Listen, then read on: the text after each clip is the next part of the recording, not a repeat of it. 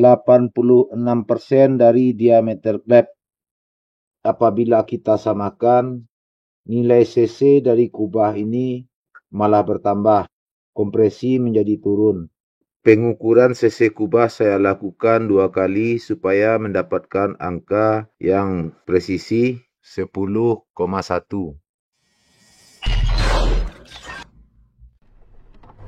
Payung klep ini mau saya naikkan ukurannya menjadi 20,5. Kalau untuk klep X, saya biarkan tetap 17 standar. Dikarenakan dari peak powernya ukuran klep yang agak kecil itu tenaga atasnya menjadi naik. Untuk piston saya pakai kode BK6. Jadi kompresi jadi naik 11,5. Karakter NMAX kode 2DP itu bawahnya lebih kuat daripada NMAX New. Kalau NMAX New atasnya lebih kuat, tapi bawahnya di bawah tenaga NMAX All. Untuk menaikkan tenaga atas, cukup payung klep in-nya saja yang dinaikkan 1 mili. Dikarenakan kompresi juga menaikkan torsi putaran bawah. Kalau kita tukar juga ukuran payung klep X menjadi 18, dikhawatirkan tenaga bawahnya yang melimpah, tetapi atasnya peak powernya tidak naik secara signifikan. Dengan tidak menaikkan ukuran payung klep X, apabila memakai knalpot aftermarket itu lebih sip. Kalau dibesarkan payung klep exhaust ini dengan memakai knalpot aftermarket, tenaga bawahnya malah liar, nggak enak. Kita mau upgrade blockhead ini untuk mencari tenaga bawah dan peak power atasnya yang bagus. Ini paling bagus, ukuran payung klepnya kita naikkan ukuran 21. Kalau 21 itu aftermarket punya racing. Ini mau saya pakai ukuran pabrikan. Kode payung klep BK6 ukurannya 20,5. Kita ukur 20,49. Tinggi overlap juga perlu kita ukur. Kita tekan, putar,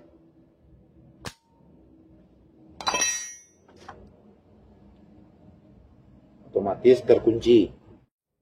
Jadi jarak antar klep ini jauh.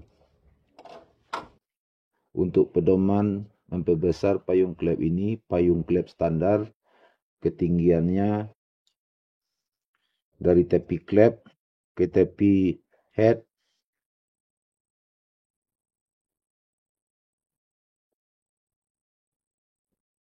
1,25. Ini payung klep yang sudah saya tukar. Ukuran 20,5 06. Kemudian bisa juga dari ujung batang klep diukur ke retainer. Lubang seat klep standar pabrik dengan diameter klep 19,5.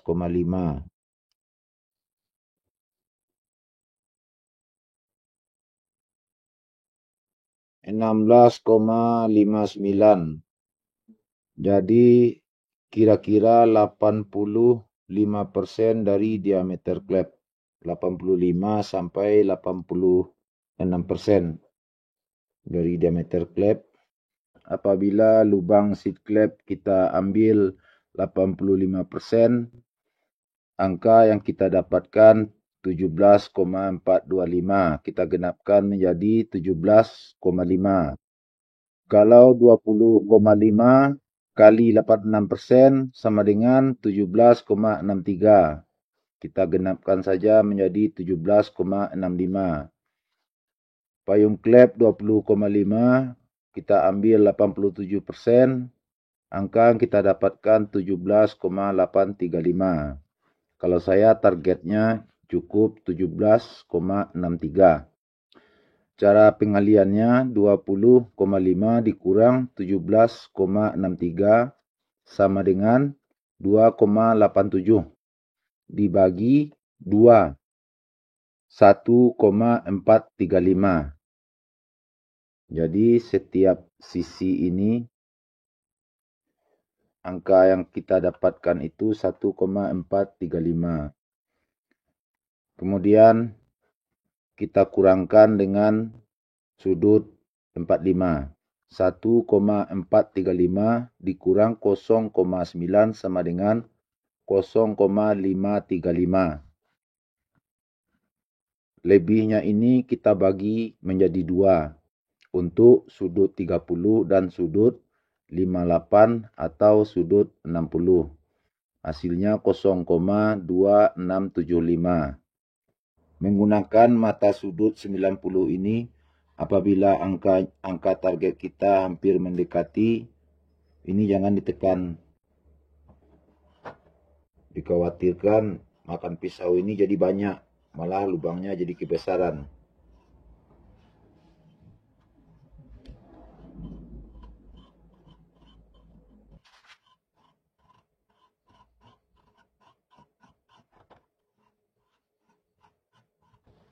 Kita ukur lagi. Yap. 17,63.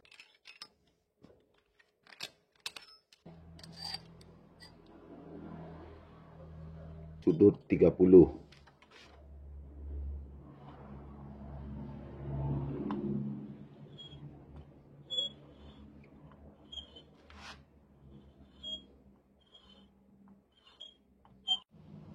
Kita pakai ukuran 22 derajat 45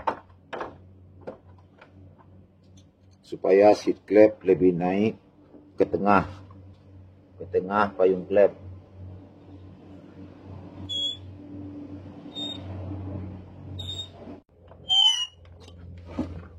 Masih jauh, sangat ke bawah.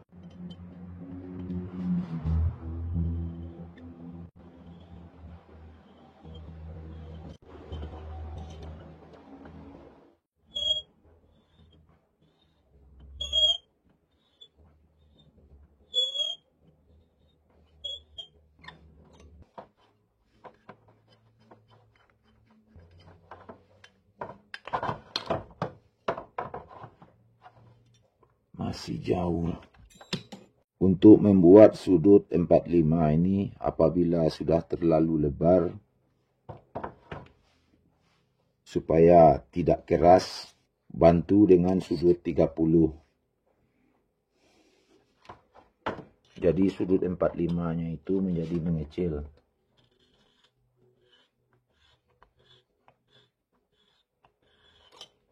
Dalam pemotongannya ini, untuk pengambilannya jangan terlalu besar, harus diukur.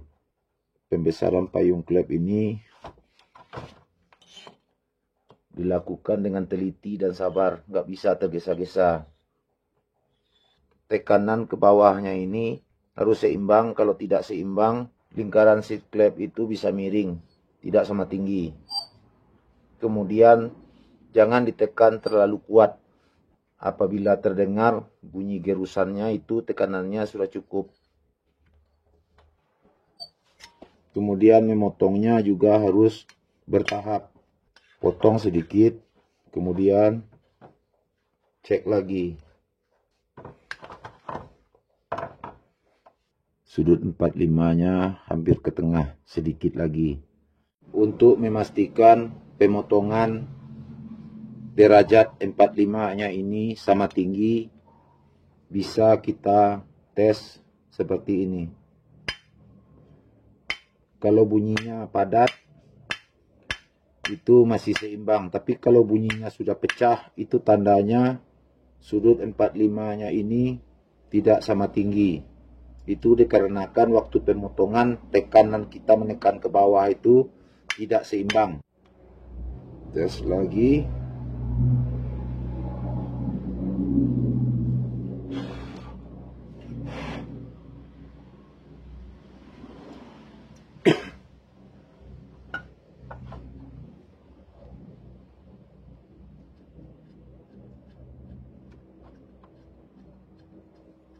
Spidol itu untuk penanda.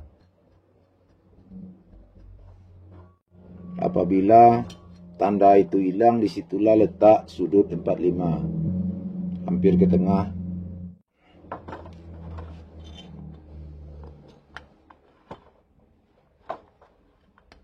Memperbesar payung klep ini, membuat seat klepnya apabila dikerjakan oleh mekanik yang sudah terbiasa bekerja tergesa-gesa, asal siap, bakalan nggak bisa. Kalaupun sudah, settingannya bakalan amburadul. Saya kasih tanda supaya jelas kelihatan mana yang sudut 30.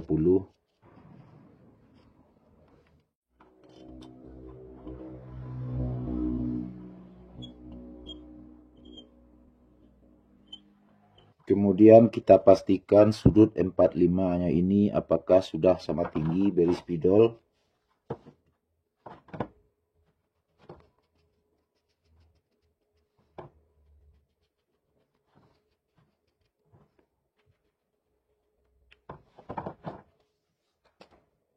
Kemudian pasang payung klep.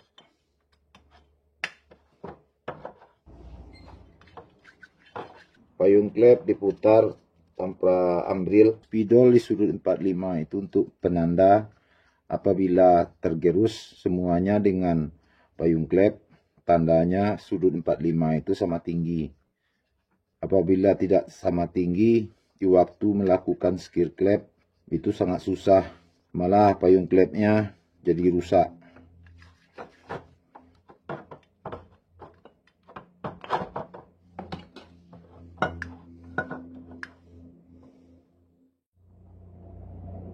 Ya, sudut 45-nya sama tinggi. Setelah ketinggian payung klep dengan sudut ini sudah kita dapatkan, kita ukur lagi lubang bagian dalam.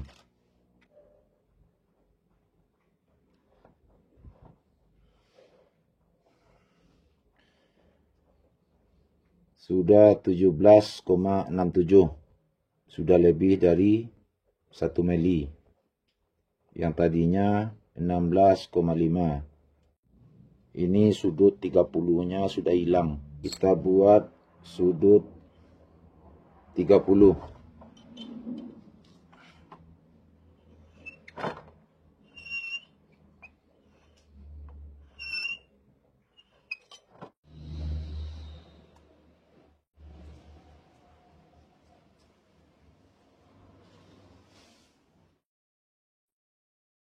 Kita ukur lagi.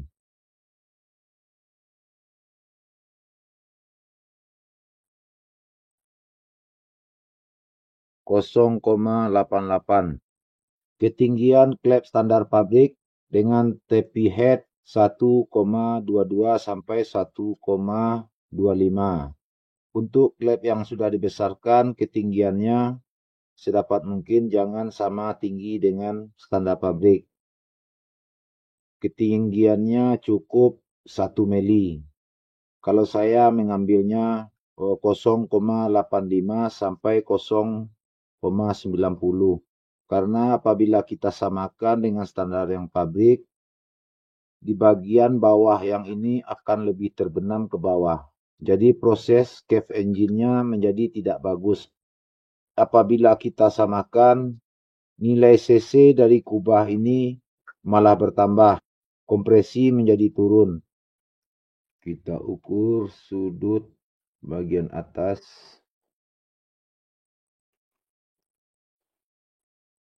Dua puluh dua koma dua lima.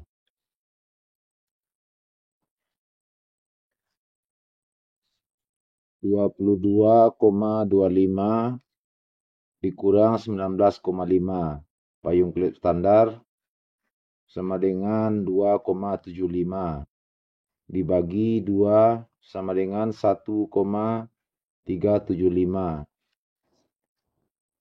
Kemudian kita kurangkan dengan ukuran klep 20,5. 1,375 dikurang 0,5. dikarenakan payung klep naiknya 1 mili dibagi 2, 0,5 sama dengan 0,875.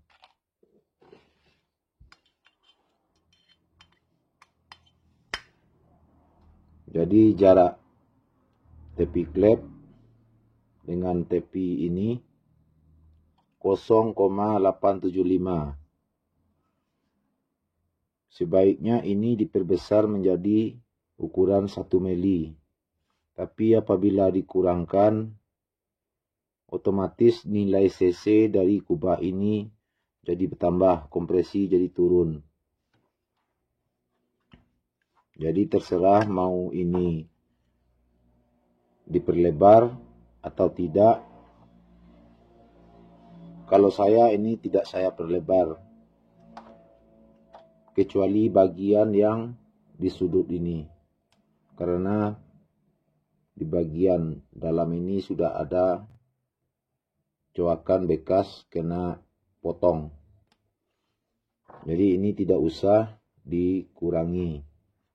Cukup bagian yang di dalam ini dibersihkan.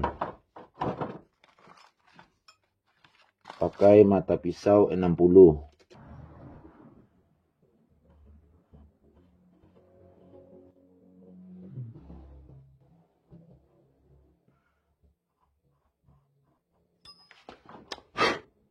Yap, cukup. Kita ukur kembali.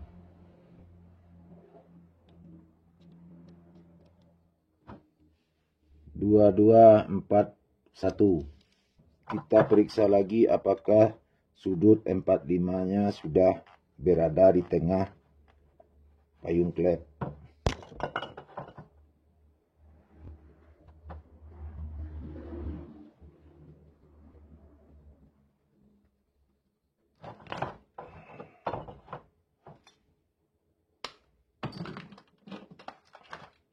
Yap, sudah berada di tengah. Bagian pemotongan di sini sudah selesai, tinggal nantinya finishing.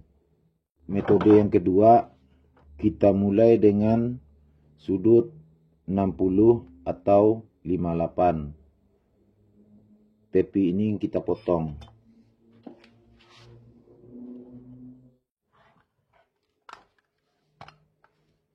Kelihatan?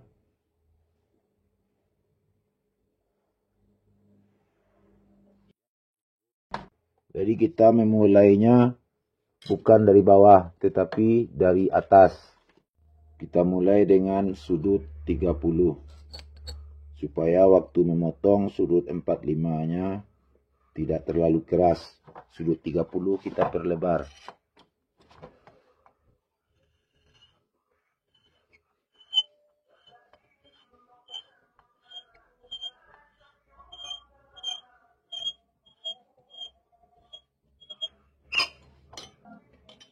Sudut 45.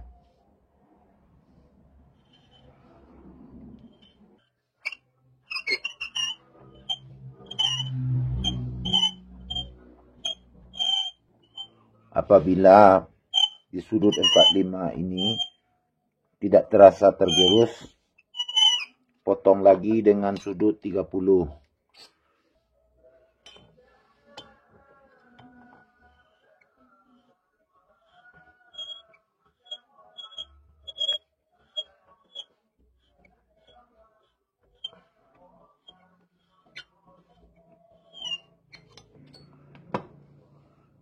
Ulang lagi dengan sudut 45.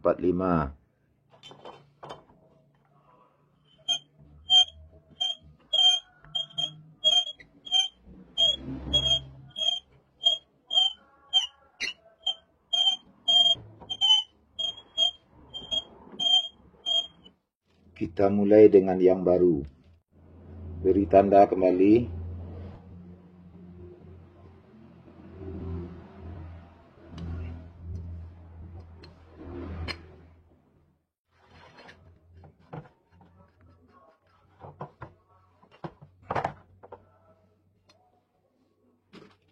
Yap, masih jauh.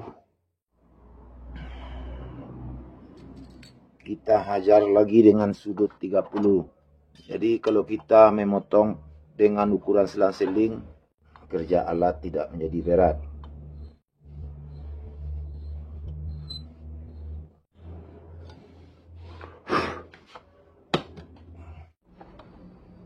Supaya lebih ringan, kita bantu pakai sudut 58.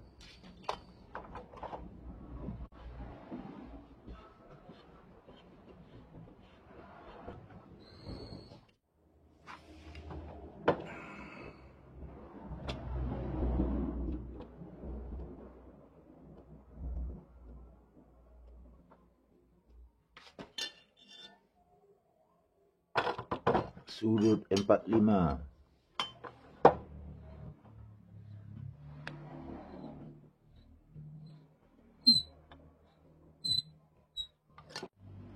Setelah sudut 45-nya di tengah klep, kita lakukan pembesaran lubang seat klep dengan sudut 90. Kasih oli batangnya.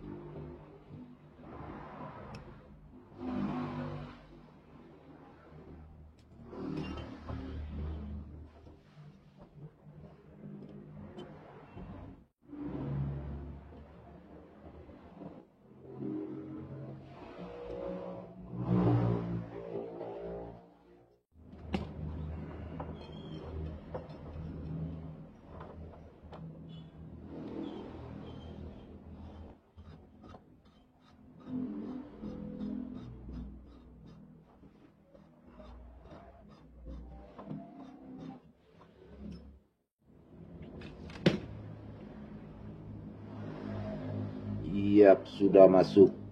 Ini masuk, ini masuk. Kita coba pakai ini.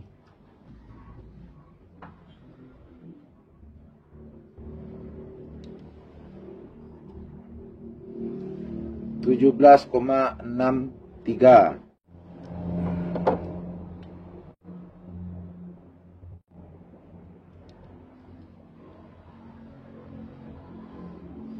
(17,59) 60.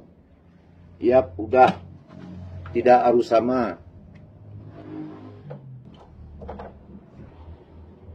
Kemudian sudut 30-nya dibentuk ulang.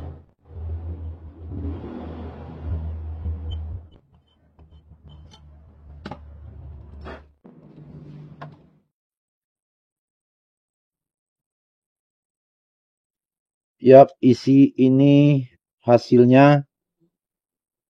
Paling bawah sudut 90, sudut 30, sudut 45, sudut 58. Ukuran payung klep 20,5. Jadi saya ambil 86% dari diameter klep lubang seat klep. Sekarang sisa pemotongannya kita selesaikan. Bagian bawah kita rapikan.